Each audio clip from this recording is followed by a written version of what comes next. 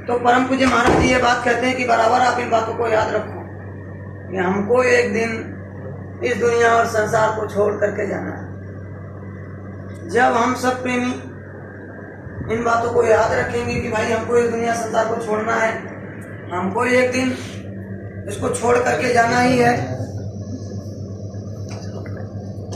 तो जब ये बराबर याद हमको रहेगा तो हम लोग उस मालिक को भी याद करते रहेंगे। किस मालिक को? जिसने ये सुंदर मनुष्य शरीर हम आपको दिया है, जिसने हम आपको ये सुंदर मनुष्य शरीर दिया है, वो भी हम आपको बराबर याद आता रहेगा। क्योंकि हम आप अपने चाहने से इस मनुष्य शरीर में नहीं आए, उसकी जब कृपा हुई तब हम आपको ये मनुष्य शरीर मिला है। तो इसलिए इस मनुष्य शरीर से उसको बराबर याद करना चाहिए। उस मालिक प्रभु परमात्मा को जिसने इसको दिया है उसको बराबर याद करना चाहिए, पल पल याद करना चाहिए। तो बाबा जी कहते हैं कि जब ये दो बातें याद रहेंगी, एक तो हमारा मौत और एक तो वो मालिक, तो फिर हम आप फंसेंगे नहीं, हम आप बुरे कर्मों में नहीं फंसेंगे, हम आप गलत स्थानों पे नहीं फंसेंगे। और वो मालिक को जब याद करते रहेंगे तो वो भी प्रसन्न हो जाएगा, वो भी हमारे मानव जीवन को सफल बना देगा। और क्या दे देगा? जिस चीज के लिए हम रात दिन लगे, जिस सुख शांति को ढूंढने के लिए, सुख के लिए, शांति के लिए, धन दौलत के लिए, पुत्र परिवार के लिए जो रात दिन हम लग करके कर रहे हैं, उसमें बरकत मिल जाएगी और आसानी हो जाएगी। उसमें वो अपनी कृपा जोड़ देगा, अपनी दया जोड़ देगा, जिससे जो बहुत मेहनत करके जिस सफलता को हासिल करना हो, कहते हैं तमाम लोग, कभी कभी ऐसा हो जाता है, बिल्कुल चमत्कार हो जाता है कि जो वो सोचते हैं उनका वो काम बन जाता है। तो वो कैसे होता है? वो प्रभु की कृपा, वो भगवान की कृपा, उसकी दया से वो काम बनने लग जाता है।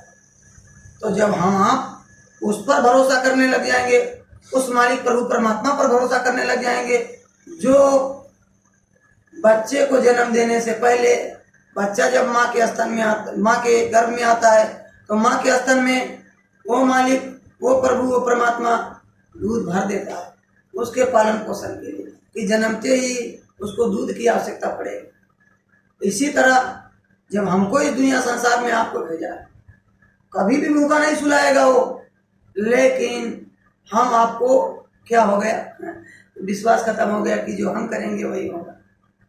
तो जब मालिक पर भरोसा करने लग जाएंगे, उस पर विश्वास करने लग जाएंगे, उसको याद करने लग जाएंगे, तो हमारा काम बन जाएगा। हम लोग कम मेहनत में ही ज्यादा फायदा होने लग जाएगा।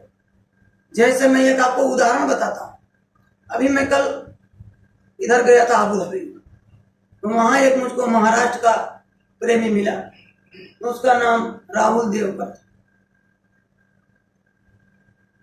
अभी पिछली बार यहाँ भी आया था वो, तो वो बताया, मुझको बताने लगा उस गाड़ी कि भाई मैंने जब पढ़ाई लिखाई किया, जब पढ़ाई लिखाई कर रहा था तो बड़ा मेहनत किया, बहुत मेहनत से पढ़ता था, लेकिन बड़ी परेशानी, ना काम ढूंढने मिले, ना धंधा, गरीब परिवार से भी मैं था, हम लोग बहुत परेशान थे। तो उसने बताया कि मैं 6 लोग, वो बताया कि एक कमरे में हम लोग 6 लोग पुणे में रह करके पढ़ रहे थे। 6 लोग, 2 लोग बिहार के थे, एक वो महाराष्ट्र के थे, एक और प्रेमी थे। तो वो बताए 6 लोग थे। तो बताया कि जब आदेश हुआ एक बार कि प्रचार प्रसार हो जाए, लोगों को उस मालिक से जोड़ दिया जाए, मुझको याद दिला दिया जाए कि भाई इस दुनिया संसार में सब कुछ धन दौलत, रुपया पैसा, घर मकान दुकान ही नहीं है, वो सब यहीं छूट जाएगा, और वो मालिक प्रभु परमात्मा भी है। तो इस चीज का जब प्रचार निकला तो वो बोला कि हम लोग भी प्रचार में निकले, हम लोग भी कभी कभी प्रचार करने लगे, हम लोग भी लोगों को बुलाने लग गए, लोगों से मिलने जुलने लग गए। तो जब मिलने जुलने लग गए तो कहते हैं कि संगत से गुण होए, संगत से गुड़ जाए, बांस फांस और मिश्री एक भाव बिकाए। जैसे आप हलवाई के दुकान पर जाते हो, कोई तो वहां पर क्या होता है, वो मिठाई, लड्डू होता है, बर्फी होता है, पेड़ा होता है, तो वो क्या करता है, कागज के डिब्बे में देता है। लेकिन केवल लड्डू को नहीं तोड़ता है, कागज के डिब्बे में लड्डू को रखकर कागज का डिब्बा समेत तोड़ देता है। अब महंगा 50-60 दरम में, 70 दरम में भाव तो लड्डू का होता है, मिठाई का होता है, लेकिन उस मिठाई के भाव के साथ साथ वो कागज भी तोड़ देता है। वो डिब्बा का भाव भी समझिए मिठाई के भाव बिक जाता है, वो कागज। ऐसे ही जब संगत हो जाता है बढ़िया, जब साथ बढ़िया मिल जाता है, अच्छे विचार के लोग मिल जाते हैं, तो वही विचार भावना उनके अंदर आने लगती है। तो वो बोले कि जब मैं प्रचार प्रसार करने लगा, मेहनत करने लगा, तो बताए कि हमको ये इच्छा थी कि हमको कोई बढ़िया नौकरी मिल जाए। हमारा वीसा नहीं लग रहा था, मैं बहुत दिन से परेशान था कि मैं कहीं विदेश में चला जाऊं, कुछ पैसा कमा करके अपने घर स्थिति को सुधार दूं। उसने बताया मैं अभी आपको नंबर दे सकता हूं, बात कर सकते हो, ऐसे यहीं अबू धाबी में काम कर रहा है। पिछले संडे को शायद यहाँ पर आए भी थे। तो वो बताए कि और मेरा एक दोस्त था, उसका शादी नहीं हो रहा था, उम्र 35 बरस हो गया था, बहुत परेशान था, बहुत परेशान था, उसका शादी नहीं हो रहा था। एक और दोस्त था, वो भी नौकरी के लिए परेशान था। और 2 लोग ऐसे थे जो नर्सरी का काम करना चाहते थे, पेड़ पौधे का काम करना चाहते थे, वो भी नहीं हो रहा था उनका। वो लोग बहुत कोई ना कोई अड़चन, कोई ना कोई बाधा आ रही थी। लेकिन जब वो गुरु के आदेश में गए, गुरु के आदेश से प्रचार प्रसार करने लग गए, गुरु के आदेश से लोगों से मिलने लग गए, लोगों को उस मालिक प्रभु परमात्मा की बात बताने लग गए,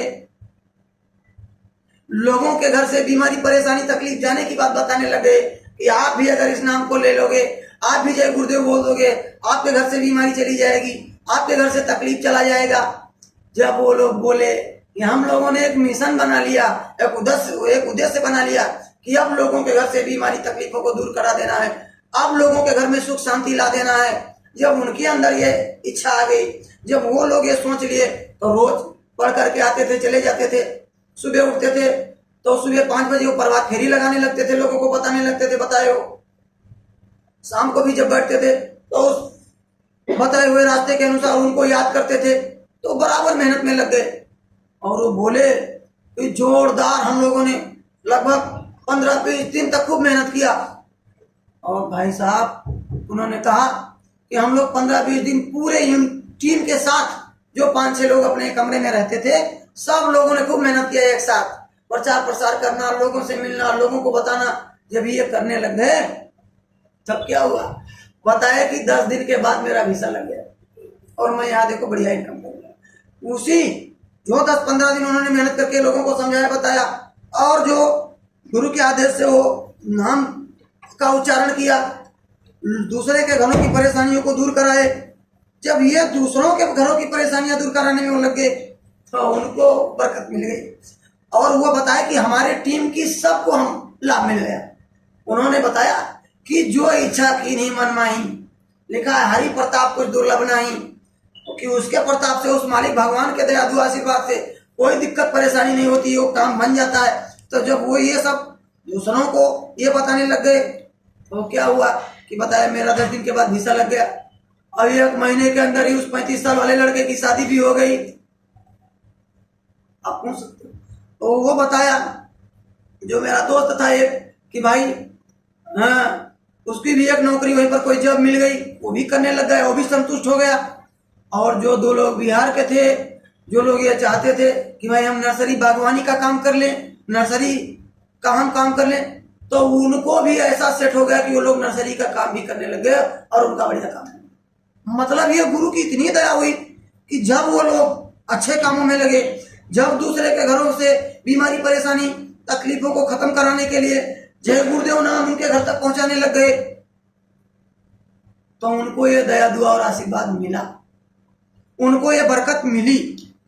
इसलिए हम तो यही प्रार्थना करेंगे कि ये आपको सुनने में एक किस्सा सा, कहानी सा लगेगा, लेकिन ये यथार्थ और रियल घटना है। और वो अभी आपके अबू धाबी में, और आप जब चाहो तब बात कर सकते हो। तो जब उसको यह फायदा हो सकता है, तो हम जितने लोग यहाँ पर बैठे हैं, हम लोग भी अगर दूसरे के घर में चाहेंगे कि उसके घर में बरकत आ जाए, उसके घर से तकलीफ चली जाए, उसके घर से बीमारियां चली जाए, उसके घर से संकट मुसीबत चला जाए, तो लाभ मिलने लग जाएगा। मैं अपनी ही बात बता देता हूँ। मैं एक दिन, अभी 1-1.5 महीना हुआ, मतलब अभी तो 2 महीना यहाँ हो गया, उसके पहले 1-1.5 महीना पहले मैं अपने घर पर गया था। मैं घर पर था, अपने ही घर पर। तो एक दिन रात को मेरी माता जी उठ करके रोने लग गई। पहले तो एक दिन मैं गया, दवा करा के लाया, बता रही थी मेरा पेट दर्द हो रहा है, तो दवा करा के लाया तो कुछ आ रहा। और रात को 12 बजे भाई साहब मैं सो रहा था और माता जी हमारी उठ गई और इस पेट को ऐसे पकड़ पकड़ कर बिल्कुल कि मेरा कोई पेट ही फाड़ दे, मृत्यु हो जाए तो ठीक है, इतना भयंकर दर्द की एकदम उछल रही थी माता जी। और आप सोचो कि अपने माँ को इस तरह रो, बिल्कुल फूट फूट कर आंसू गिर रहा था। रोता हुआ देख करके एकदम से दिल दहल गया बिल्कुल कि अरे भाई अब तो ये क्या हो गया, अब कैसे किया जाए, अभी दवा भी लाया था और ये परेशानी। एकदम मैं भी रोने लग गया, बिल्कुल बहुत परेशानी हुआ मुझको। अब आखिर मैं करूं तो क्या करूं, कुछ समझ में नहीं आ रहा था। तो वही बात याद आई जो आप लोगों को यहाँ से मिली, वही प्रसाद, बाबा जी का दिया हुआ प्रसाद मेरे घर में रखा था, मेरे झोले में रखा था।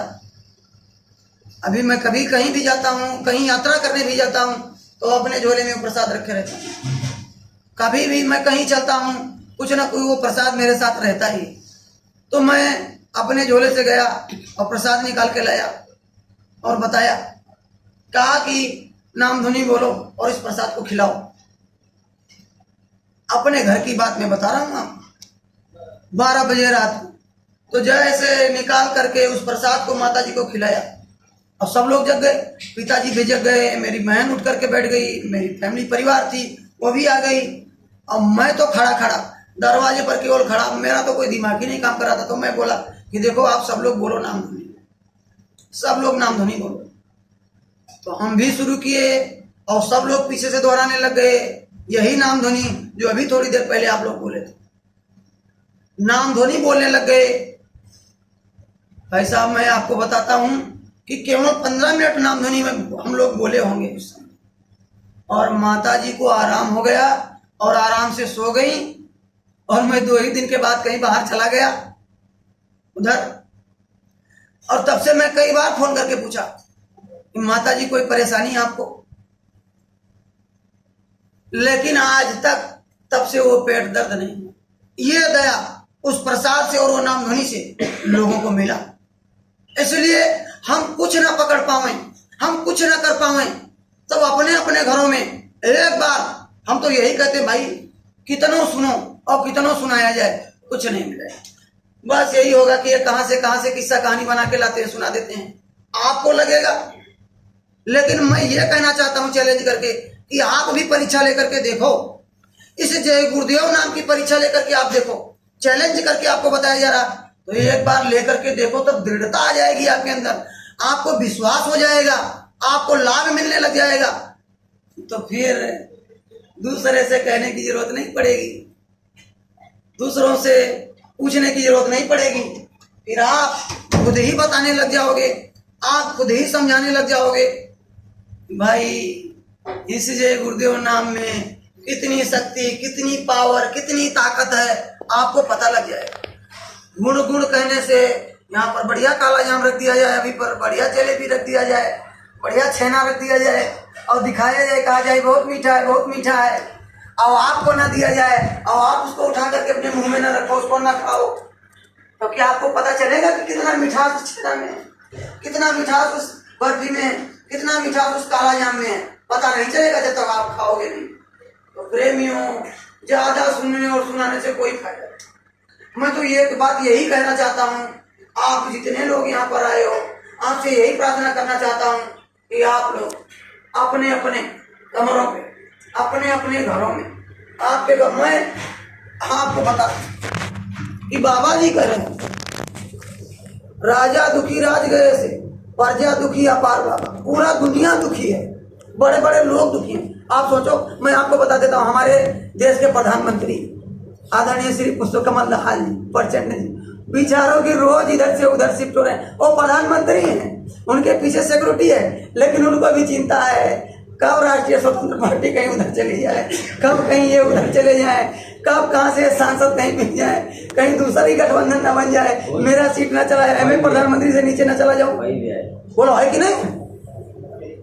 सबको दुख है भाई साहब। आप किसी से भी मिल लो, राजा से मिल लो, किसी छोटे से छोटे आदमी से मिल लो, सब लोग दुखी हैं। कोई कुर्सी के लिए दुखी है, कोई पत्नी बीमार है उससे दुखी है, कब किसी के पास बहुत धन है लेकिन डॉक्टर ने मना कर दिया। क्या बढ़िया मंसूरी का चावल रखा है, बढ़िया मिठाई छेना रखा है, लेकिन उसने कह दिया कि भाई साहब आपको शुगर हो गया है, अब आप आलू मीठा और चावल नहीं खा सकते हो। तो भाई साहब बहुत बढ़िया रखा है लेकिन कहाँ खा सकते हो। दुखी तो बेचारा देख देख करके तड़पता है कि मेरे पास सब कुछ है, भगवान ने सब कुछ दिया है, बाल बच्चे दे दिया, रुपया पैसा दे दिया, धन दौलत दे दिया, गाड़ी घोड़ा दे दिया, लेकिन इतनी अच्छी चीज रखी है, मन भी बहुत मांगता है लेकिन नहीं खा सकते। सब लोग दुखी। तो मैं तो यही कहना चाहता हूँ कि आप सब लोग क्यों ना ये कहीं चीज पकड़ लो, सब चीज छोड़ो, लेकिन एक चीज पकड़ करके देखो, नाम ध्वनि बोल करके देखो, देखो कितना फायदा मिलता है, कितने लोगों को लाभ मिला, कितनी उदाहरण बता दी जाए आपको। एक बार आज मैं और दोहरा देता हूँ कि केवल इतने नहीं, प्राण रक्षा हो जाता है, प्राण, जान बच जाती है, जान। झारखंड का अनिल नाम था एक आदमी का,